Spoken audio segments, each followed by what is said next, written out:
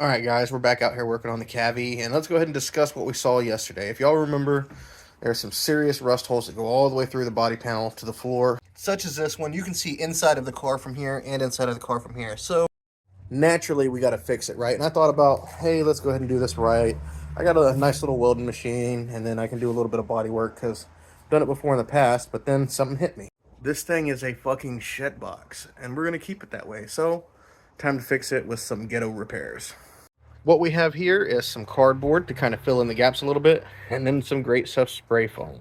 So I'm going to fill in those gaps, put spray foam around it, fill in the whole voided area, and then once all of that dries, we'll go get some fiberglass resin, and we'll just coat the shit out of everything. Just get a good enough seal, because at the end, that whole area is going to be blocked off and sealed off by wood anyway, so we don't have to worry about losing cabin pressure through that hole. So now that we're in here, you can see what I'm going to be doing. All I'm actually going to be doing is just putting a piece of cardboard on top of this that goes from in there to over there, and then filling this in with spray foam and then sealing this whole area off. At the end of the day, someone's going to be like, Chris, that's not the right way. What are you doing? That's too trashy. Take a little pride in your work. And to them I say, you're probably right, but I'm doing this for the poor people. Rocking shit boxes and making them shittier. That's what we're here to do. Put a stereo that costs more than this entire fucking car in this shitbox car, rattle it apart, and have some fun doing it. And now that I got this literally perfectly fitting piece of cardboard in there, definitely no bad spots, we're just going to start kind of spraying it in there.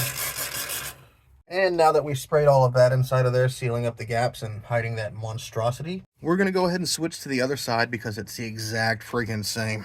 But that's okay. We'll get going on this. Now this side's in. It's time to hit it with the business too, because, you know, you can't do one side and not the other.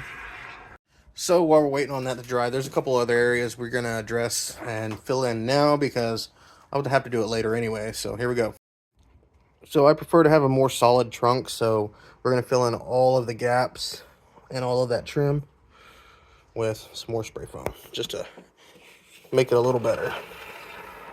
So that will expand out and find any little holes it can and seep out and drip on shit. So I like to take a little bit of masking tape and cover the holes I see, giving it enough time to cure. So as you see, it's already expanding quite nicely. Now this isn't high density stuff, it's just regular stuff, which is why I'm going to end up coating it with fiberglass later to make sure it's all right. But for right now, it's basically just a sit around and wait type of thing. So I'm going to go ahead and end the video off here. I'm going to do a couple more layers. I got to wait for it to dry. It takes like an hour and a half for me to add the next layer. And then I'll show you the completed project on this step whenever it's done.